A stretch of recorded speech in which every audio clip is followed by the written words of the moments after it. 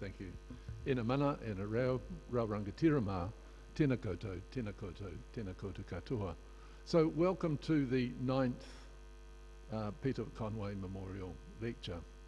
And a special welcome to Sean and Rosa and the family, and to Liz, who's beaming in from Spain or France, I'm not sure, somewhere around there, probably with Tolly and Sue and a few other friends, and to everyone out there who's watching on the live stream. It's my pleasure today to really acknowledge two very special friends, Peter Conway, whose memory the lecture is given in, and Lyndy McIntyre. And I was just reflecting today because I wasn't quite sure how long it was since Peter died, but so I went into my files and found the eulogy, and it just reminded me, you know, how rich Peter's life had been, and the contribution that he'd made. And of course, it's so appropriate that that this lecture is given in his name and in his memory, because low-paid workers were his focus as well throughout his union career. And it was when the employment contracts came in, it was Peter that was representing and fighting for the retail workers, and he did a pretty amazing job in extraordinarily difficult conditions. So, and of course Peter was also involved in the early days of the living wage movement. So, you know, there is that really strong connection between Peter and building that relationship between the living wage movement and the Council of Trade Unions and the union movement more broadly, which didn't happen in many other countries where the living wage movement has been built. So it's also very appropriate to acknowledge that contribution as well. But it's also my great pleasure to welcome Lyndy, you know, who we all know. And I should mention, I'm Ross Wilson. I didn't even introduce myself. But such an old face around the place that I've forgotten, like Joe Biden, what my name is. But I'm the chair of UnionAID and a former president of the Council of Trade Unions, and I worked very closely with Peter for 8 years when he was the economist and director of policy at the Council of Trade Unions when I was the president, which was actually a long time ago. And so I realised that looking around, some people wouldn't even have been aware, at least, of the Council of Trade Unions at that time. But of course, Lyndy was there, and Lyndy had been there for many years before 2000. I won't say how many, Lyndy, because that's probably giving something away. But Lyndy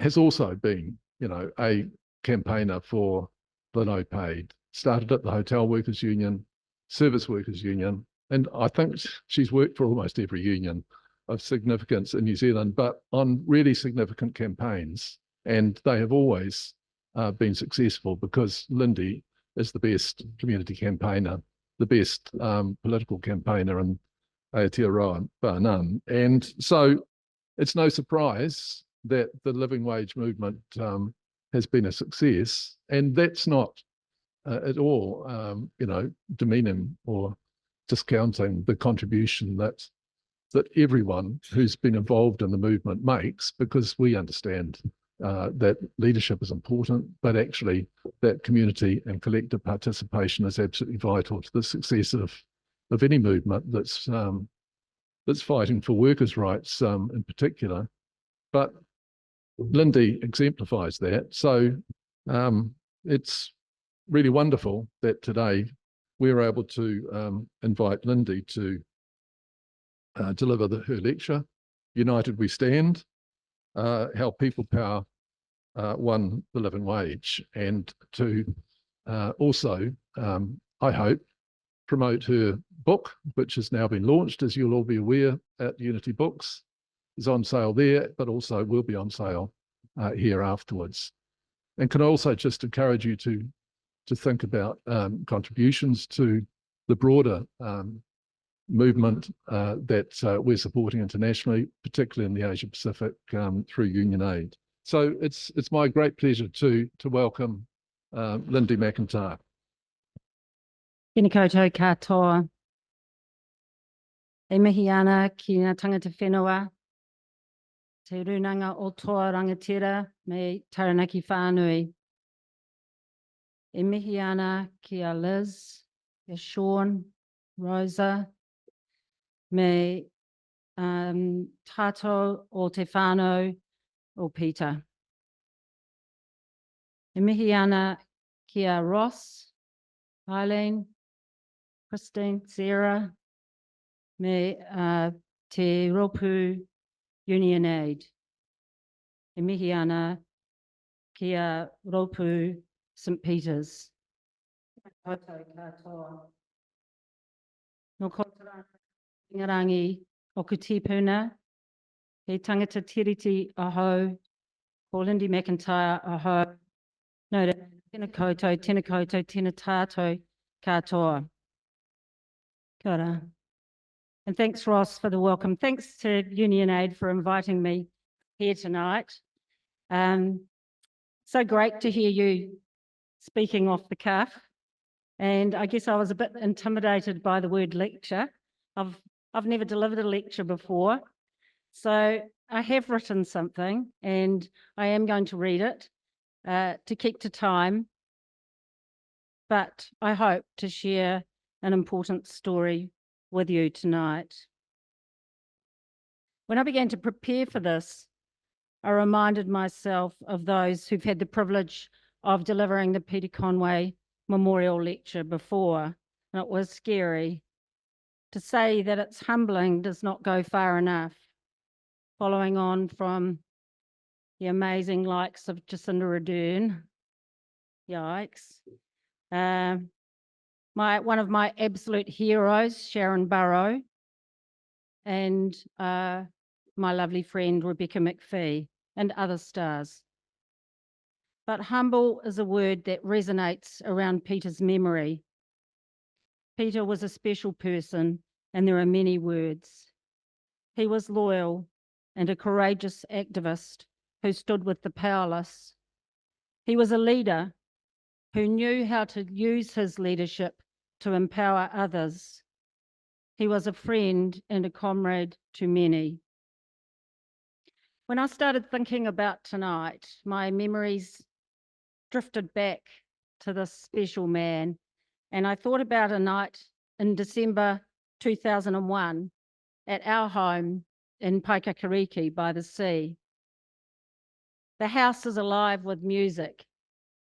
The performers are set up in the corner singing Love Minus Zero by Bob Dylan. Peter's mandolin soars, lifting spirits and the song. Peter is all smiles, the enjoyment of the music and the moment shining through this good man. I first met Peter in Auckland, and I'm not exactly sure when, but it would have been in the early 90s when I started work, as Ross said, at the Northern Hotel and Hospital Workers Union, and Peter was at National Distribution Union, the NDU. He was a really respected and experienced leader. I was a very green first-time organiser, fresh from 10 years in the Printers Union, but on the shop floor. By the year 2000, we were working closely together at the Council of Trade Unions in Wellington. Peter was the CTU's economist, and I was the first media and campaigns person. Our roles brought us together most days, as I popped into his office to chew the fat about what we would say.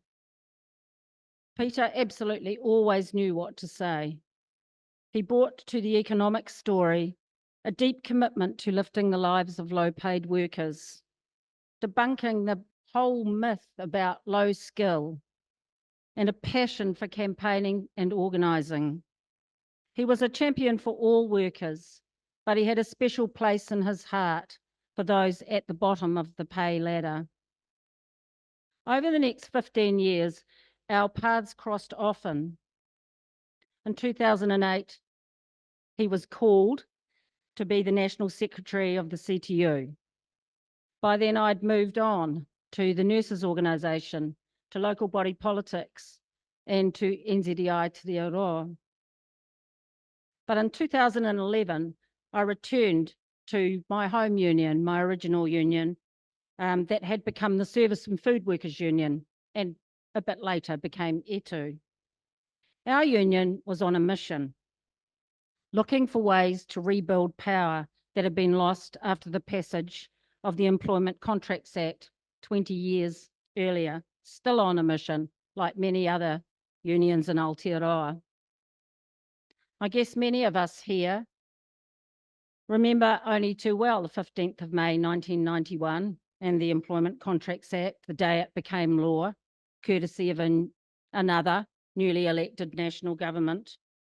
Before 1991, low-paid workers like our members, cleaners, carers, hospitality workers, were paid well above the minimum wage.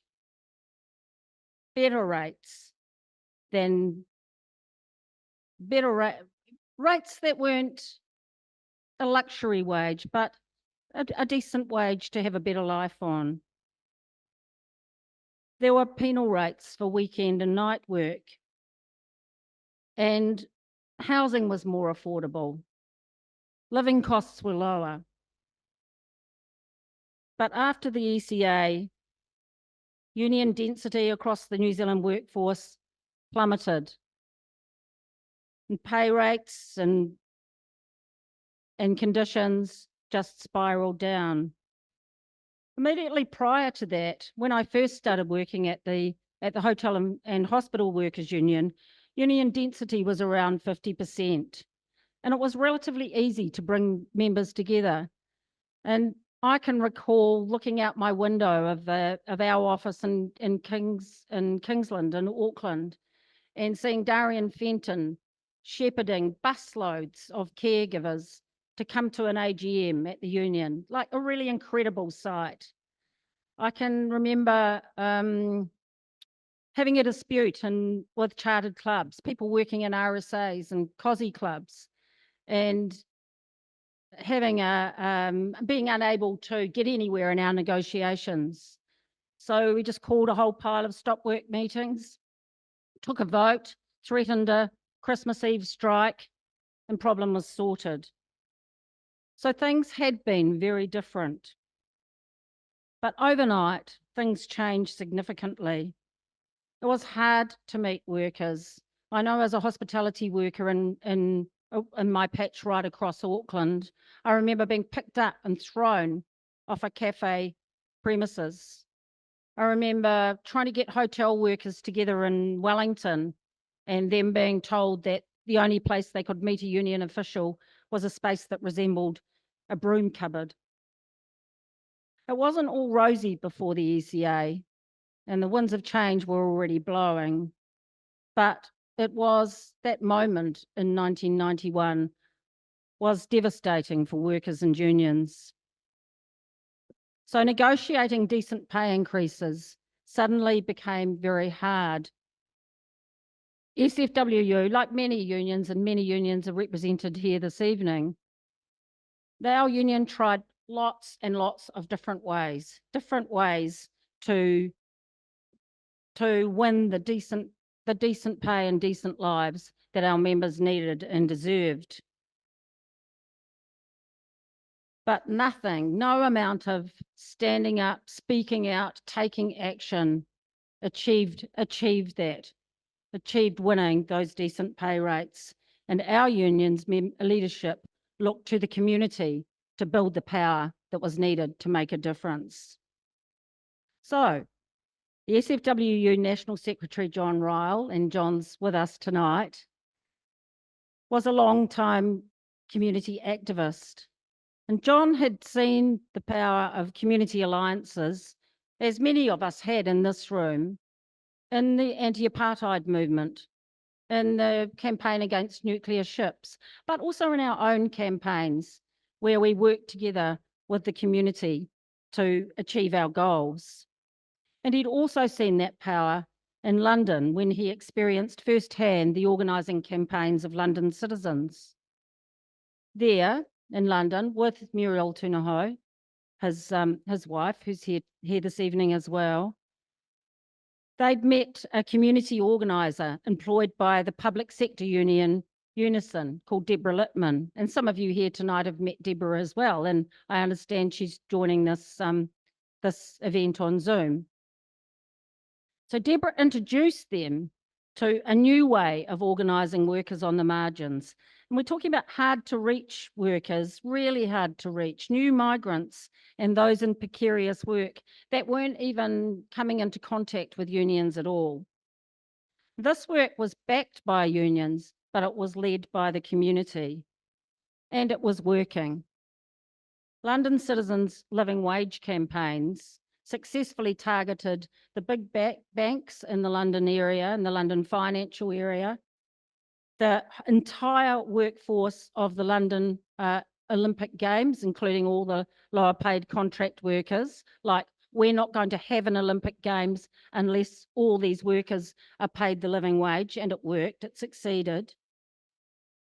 And the Greater London Authority, the London Council. So those wins, they were very successful, they were powerful, and they demonstrated the power of unions working in partnership with the broader community. So inspired by what he'd seen, John developed a proposal for the Service and Food Workers Union to do the same thing in Aotearoa. So the idea was SFWU would reach out to other unions, of course, and the community, to faith groups and community organisations, and start a new movement based around winning the living wage. Because after all, this is a surprising statement here, unions don't have a monopoly over caring about pay and inequality. Actually, this place here is an organisation that shares that concern and acts on it.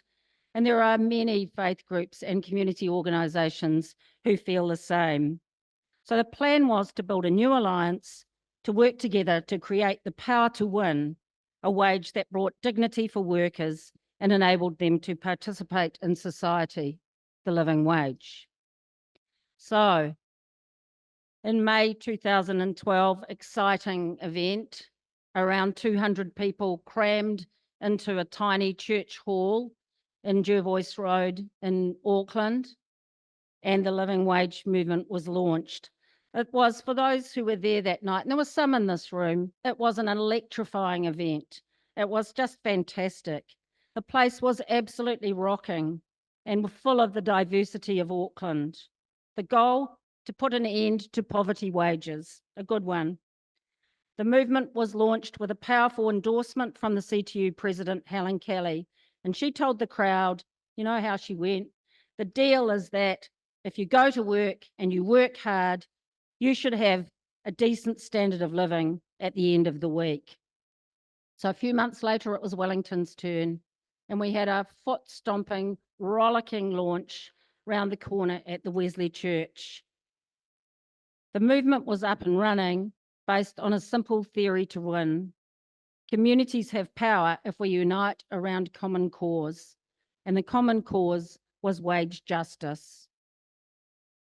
From the start, Peter was sold, absolutely sold, on the concept of the living wage and on the plan to build a new social movement. His inclination, for those who knew him, that we know, was always to recognise common ground, to bring people together, and to embrace new ways of organising. Peter took on the role of the CTU's living wage portfolio holder, a new role established, obviously, for that purpose. So he embraced that, and he ensured that the movement had strong support from the Central Trade Union Organisation from the start. And in a way, really, as Ross said, hasn't, but more so than other countries internationally who have living wage movements. He joined a transition group with union and community leaders and faith leaders to get the movement going. And in 2013, he attended the first living wage AGM in Auckland, and he was nominated to be part of the governance group that was established at that meeting. But there were more union nominees than there were places on that governance group. So typically Peter withdrew his nomination in the interests of what he always did, which was to stand behind and support affiliates to take leadership. A few months later, at a symposium on precarious work and poverty wages, the first living wage rate was announced, $18.40 an hour. Peter was a speaker, along with other community leaders, workers and academics. With the rate out in the public domain, he joined a reference group of economists, and Prue was one, she's here tonight, and Bill Rosenberg also was one of those people, advising Charles Wardegrave from this church and Peter King, the independent experts charged with identifying the rate. Next, the first living wage employers were announced. Under Peter's leadership, the CTU was one of the very first accredited living wage employers in Aotearoa. Now you might be thinking, well, that's not very hard for a union. But actually, because of the contracting situation that we have in Aotearoa and elsewhere in the world, perhaps not most, but many employers have no idea what their cleaners, for example, are earning.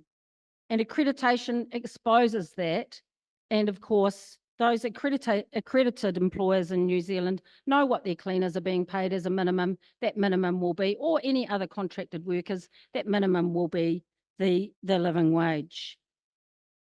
So Peter encouraged other unions to sign up both as members of the movement and to follow the CTU's example and to take up accreditation as employers. And as the movement grew, so did the campaigning. And one of the earliest was the Wellington City Council campaign, a campaign Peter passionately supported. In December 2013, he was there in a delegation of community leaders representing hundreds of thousands of union members in Wellington City, calling on his council to adopt the living wage. Ross mentioned before, and thank you, Ross was a bit over the top, but I have been involved in lots of campaigns in Wellington, and they've been great, fantastic. Just want to put a plug in for the parental leave campaign, because that was started at the Wellington Women's Resource Centre, the Nurses Fair Pay campaign, and the Your Rights at Work campaign in Australia. So I've been privileged to be part of many great campaigns. But the highlights in my working life have absolutely been the living wage campaigns, and the Wellington City Council campaign probably tops that list. It just stands out for me as a hugely successful community-driven campaign, and a campaign that transformed the lives of hundreds of low-paid workers. So how was the living wage won at Wellington City Council and in many other living wage campaigns? They've all been won with people power. The secret of the movement's success has been harnessing the power of thousands of ordinary people to do the extraordinary thing of achieving pay rises that could never have been won across the negotiating table. Organising power in the community through the living wage movement works, but it doesn't happen by itself. So the movement is all about building alliance. It started with one union, but it quickly snowballed to a national movement uniting a range of member organisations. The movement is based on long-term relationships. It's not a rent-a-crowd idea for just like a moment in time around a specific agenda. It's a long-term partnership of the three streams of faith, community, and unions. It's about grassroots networks. When communities come together at the grassroots, campaigns are successful. When networks meet regularly to listen and share and support each other and celebrate wins, those wins happen. It's about leaders, lots and lots of leaders, trained in the skills of building power in the community. Leaders who are able to mobilise their own people, their own communities. The more leaders we have, the more successful our campaigns are and the stronger our movement will be. And it's about action. In the movement, we say action is the oxygen of organising. Actions are energising. Actions build leadership skills. Actions demonstrate public support for our kaupapa. With regular actions to make our campaigns visible, our campaigns flourish and we win.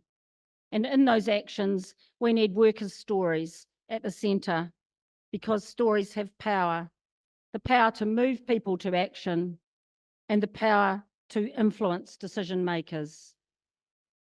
And all these things come together when we mobilise our people, mobilise our networks, mobilise our leaders, and we turn up to a place like this that we've done so often before to demonstrate to the politicians or the other decision makers that, yes, this is a community that has a call that's demanding a yes answer to the living wage. So that's how living wage campaigns have been won around the country, and the wages of thousands of workers have been lifted. Those campaigns have been won because people power has secured public commitments from politicians, and people power has kept demanding accountability from employers until the living wage was won. On the day of the accreditation of Wellington City Council, there was a celebration, and some of you would also have been there at that. And at that celebration, 3 workers shared their stories. One was Malcolm Hirini, a parking warden. He started work as a minimum wage worker employed by Wellington City Council. Because the pay was so low, he had 4 daughters. He worked up to 70 hours a week. When Malcolm moved to the living wage, he said, "I've got back my whānau. Now I have date nights." It made a huge difference. The council's library assistants were undervalued. When they won the living wage, Eleanor Haggerty Drummond, known to many of you here and a PSA member and activist in the living wage movement and many other movements, Eleanor said that the win had given those library assistants that feeling they wanted of being paid what they were worth, being valued, and it helped her and her partner to buy a house. And there were many others. Ahmed Dini was a refugee from Somalia with 3 young children. Ahmed wanted to work part-time because he wanted to improve his English. He enrolled in a university course, but the hours that he needed to work on the minimum wage were so demanding that he had to give up his studies and work longer hours. When his pay increased by 30%, Ahmed said, "I spend more time with my kids. I'm going back to university. Living wage has changed my life." I just want to stop and acknowledge the role of St. Peter's in this campaign and in others. The role of local faith groups is vital in living wage movements campaigns. And the good people of St. Peter's, I can see some of you are around in this room, have been absolutely at the heart of that. As an active member of the living wage movement, St. Peter's has opened up the church for public meetings, local and central government assemblies, training sessions, AGMs, you name it. The congregation has provided hospitality, people and leadership. And I just want to acknowledge Brian Dawson, of course Charles Wardegrave and Jean Malcolm, and Stephen King, the current national convener of the living wage movement. Of course, this campaign is just one of many, but it stands out for me because it was a campaign in my region where I worked as a community organiser for the living wage movement, but also it was a campaign close to Peter Conway's heart. And I wanted to share with you a campaign that he played a vital and active role in and was special for him in his own community. There are many other successes, and I'm not going through them, of the people power that wins the living wage, where communities have united around this goal and campaigns have been won in wealthy corporates and across the entire banking sector, in local and central government, and in small businesses and ethical organisations. And a flow-on effect of that, where those businesses and organisations have become accredited living wage employers, the flow-on effect has been the many other employers who now pay the living wage. And the rate being seen increasingly as a benchmark of fair pay. 12 years ago, nobody had heard about the living wage. Now it's firmly in our lexicon. And the wins are significant. The 2024 living wage rate is $27.80 an hour, compared to the minimum of $23.15, pathetic, a difference of $4.65. That difference transforms the lives of Aotearoa's lowest paid workers. There are many campaigns still to be won, but the living wage movement continues to show that it's possible to lift the wages of the lowest paid workers by building alliance with others. The idea works. It has worked for thousands of workers and their families who have been lifted from in-work poverty. And 12 years on, this is more important than ever. Since the change of government at the end of last year, there are many reasons to lose heart. In this environment, how do we keep on winning our living wage campaigns, and how do we sustain that message of hope and power, and how do we keep winning all of our campaigns? The living wage movement we want to remember that the movement was established under a right-wing government. The early ones were made under that government. The movement won the living wage then, and the movement will win now, as will win our other campaigns, by building power together. We've got a long way to go and many battles to win. The campaign for the living wage in schools, the cleaners and other low-paid workers just up the road at Victoria University, Te Haerenga Waka. And everywhere there are workers on low wages. But together we're taking on those campaigns, and we know that organising through building people power works. My thoughts drift back to 17th of June 2015. Hundreds of us are gathered around our sadness and grief, our mutual love and respect for one man and the manaakitanga of Liz and Peter's whānau. The place was again the Wesley Church in the hall. The spirit was strong. Peter was so present in the music, and together we joined our voices and sang, "United we stand, divided we fall, and if our backs should ever be against the wall, we'll be together, you and I." United action is part of Peter Conway's legacy.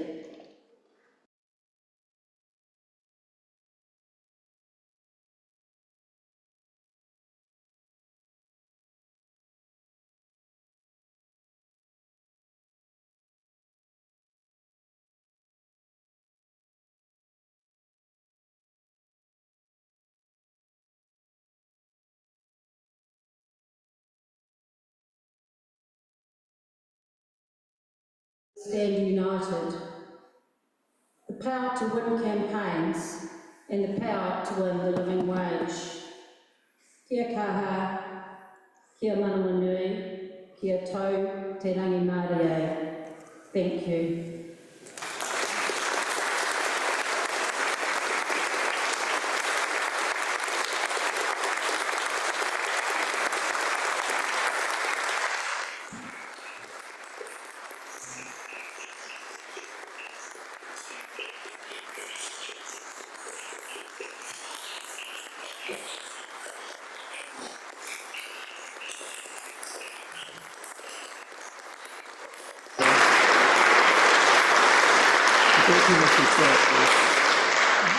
Thank you, everyone, and thank you, Lyndy. We would be very proud of you. And it was great that you brought back the detail of his involvement, as well as providing us with that analysis of how to successfully campaign as a social movement rather than just a union movement. So we've got a little bit of time for some questions or comments. You'd rather make comments rather than ask questions. So would anybody like to direct any questions or comments to Lyndy? John's got the roving mic.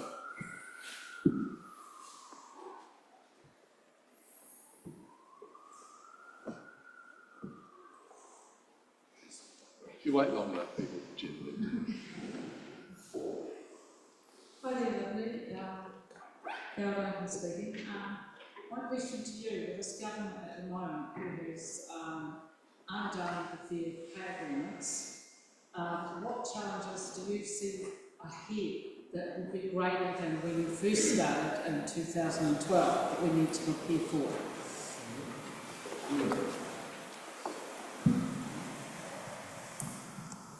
Thanks for that question, and that's the question that we face obviously today. That is the question. I think the challenge is the same as it happens over and over again. There are so many similarities in that challenge, and the solution's the same. But if anything, we are now in a time of much greater individualism, and we're now, in terms of the fair pay agreements, we're also in a time where we're not coming from a higher level of union density and a feeling of union power. That's why I shared the story about the Chartered Clubs agreement and how easy it was to pull off a Christmas Eve strike. So we're now facing this challenge a couple of decades down the track with an even more fragmented society, not just in unions, but civil society. So our challenge remains the same, to unite people around their diversity. But yeah, it's a big challenge. That's why we've all got to be on board and all have to play our part and have to unite and mobilise with others. But no underestimating the challenge.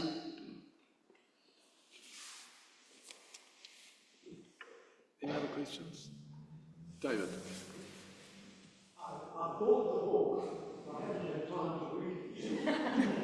But I'd like to know, do you think there was a tipping point in the campaign? A sort of crucial moment when things started going better than they did before? Thanks, David. That's a good question too. And I'm glad you haven't read the book yet, seeing that really all that's happened in the interim has been our speeches from up here, but happy reading. A tipping point. I think every time we come together as mobilise as a large group and feel the power of the three streams uniting, thinking of all the events, and you've been at some of them, the events that have taken place here, Wesley, and other similar environments, places that have taken place at our 5-day training sessions where people come together to learn and grow leadership.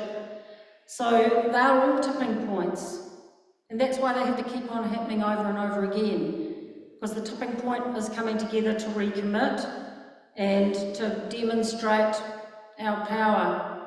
So it was a big tipping point for me, and I think lots of people in Wellington, to have such a success with that Wellington City Council campaign. And I see Glenn Barclay down there, someone who played a big role, and other PSA members. But no, I don't think it's impossible to isolate something as the tipping point.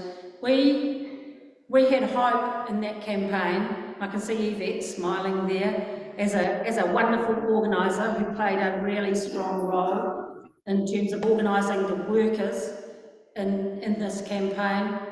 It felt like a tipping point when we won that campaign because it was so significant. But all it really means, and we know that from all of our other campaigns, and you know that, we all know that in the work for UnionAID, you just need to get up and start and go on to the next one because there's so much to do. So tell me when you've read the book if you can see a tipping point in there. We'll have a conversation. Okay, can I just invite Christine Ross to come forward and make a small presentation. Eileen, you can come too, I think. Why don't you come? I just, while Christine's getting the little gift, can I just acknowledge the organisation that Christine and Eileen, as joint chairs of our UnionAID Action Committee, put into organising this activity, and of course the team who support them.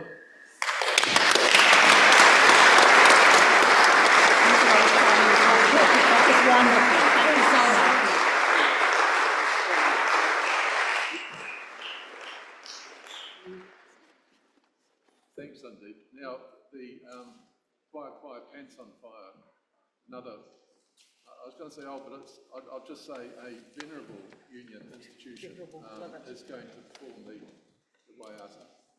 And thank you.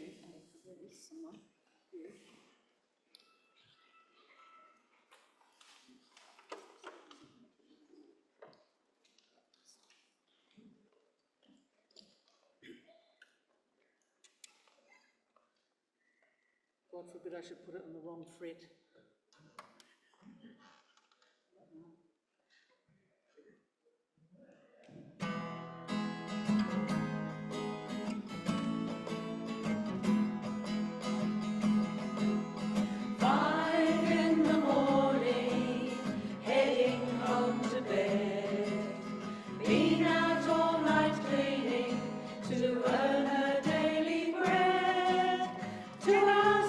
She's up again, her children must be fed. Can't afford to leave them, so she works all night instead. 6 in the morning, too early for the sun. When she hurries to the cafe, her day's work has begun. Chops and cuts and stacks the cups for your latte and long black. But you never see her serving you, she stays out at the back. With the women on the margins, in the corner of your eyes, the ones you never notice as you quickly pass us by. No one can live without us, so can you tell us why? We get crumbs from rich men's tables to hold up half the sky.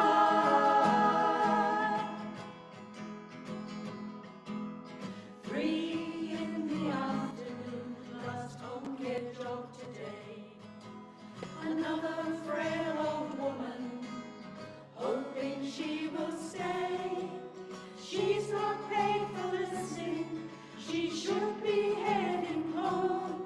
But she knows how much it means to talk when you're old and all alone. With the women on the margins, in the corner of your eye, the ones you never notice as you quickly pass us by. No one can live without us, so can you tell us why? We get crumbs from rich men's tables to hold up half the sky.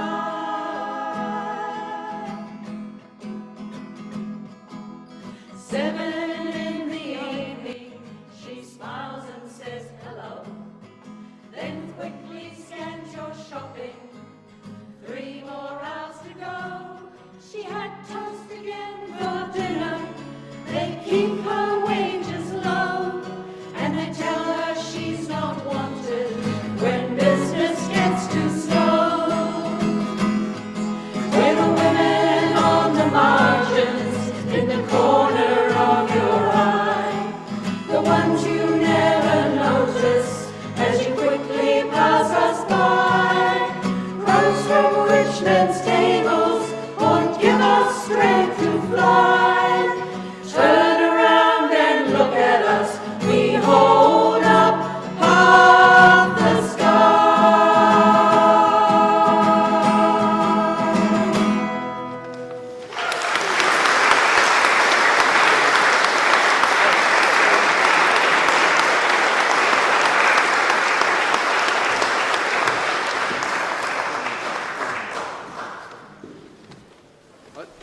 like to invite Sean Conway, Peter's son, to say a few words on behalf of the family.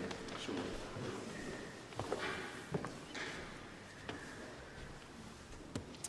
Kia ora everyone.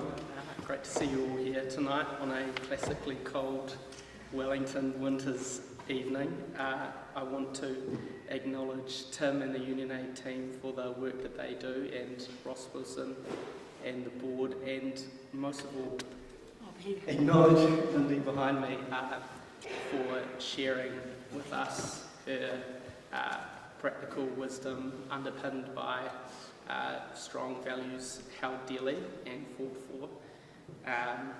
Knowing Dad, I think I can safely say he would be very humbled to have a memorial lecture in his name, probably even a little bit embarrassed. But I also know that he cared very, very deeply for the message that has been shared tonight and for the work that UnionAID does.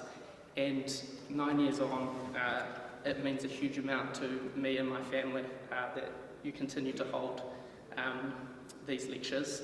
I often ask myself in day-to-day life, what would Dad think about this or that? And usually I think I know the answer, but coming to events like this and hearing messages like that tonight just makes sure that his thoughts and feelings about the world remain close to us. So thank you very much.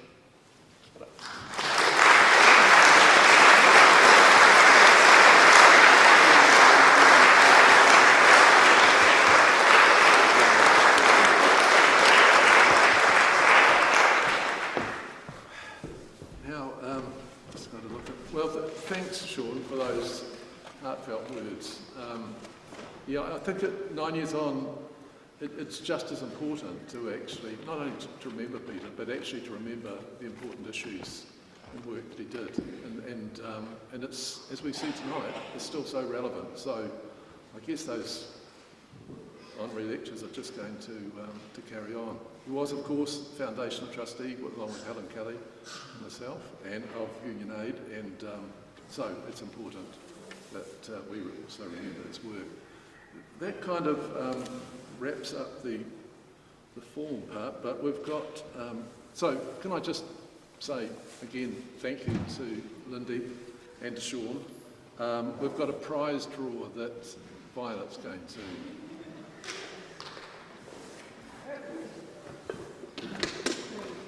So no, I think Lyndy's got to take the winning ticket out. Have you got a ticket in this, Lyndy? No, doesn't it?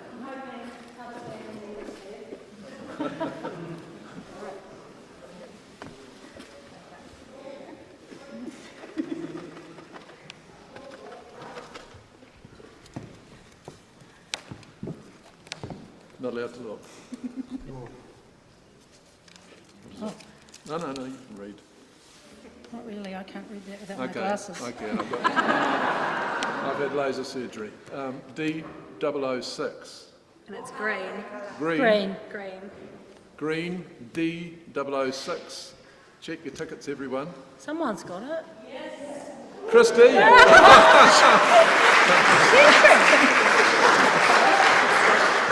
Very appropriate. I'll take this over. What is the prize, by the way? Oh, well, we've got... Yeah, I'm so glad she's already bought a book. Yeah, well, she's got another one. And UnionAID cookbook.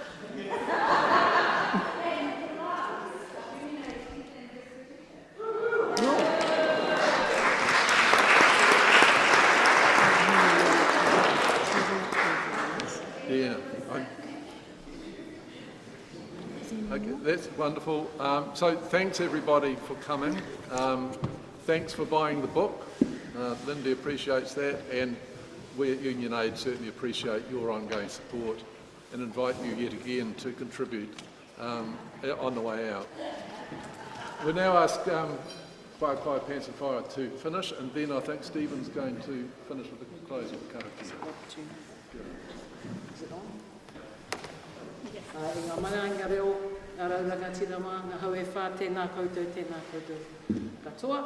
We're Whakapai Pants on Fire. We're very privileged to close today with this waiata. I am a fire maker. And of course, Choir loves campaigns, loves being invited to campaigns. And, you know, to paraphrase Rosa Luxemburg, you know, if we can't sing, we're not coming to your revolution. Turn it off. Turn it off. Glasses on. I'm nervous. Okay. I am a fire maker, I fan the flames of change. I am a worker who can see. If every woman and every man join the union, such a power throughout the land. Come join us, make a union stand. Sisters, brothers, now is the time. Sisters, brothers, now is the time. I am a fire maker, I fan the flames of change. I am a worker who can see. If every woman and every man join the union, such a power throughout the land. Come join us, make a union stand. Sisters, brothers, now is the time. Sisters, brothers, now is the time. I am a fire maker, I fan the flames. I am a worker who can see. I am just fire maker, I fan the flames. I am a worker who can stand. Sisters, brothers, now is the time. Sisters, brothers, now is the time.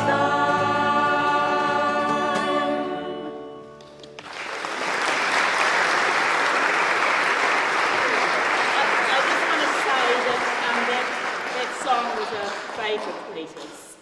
He loved that song, and it was composed by Anna. Yeah, so.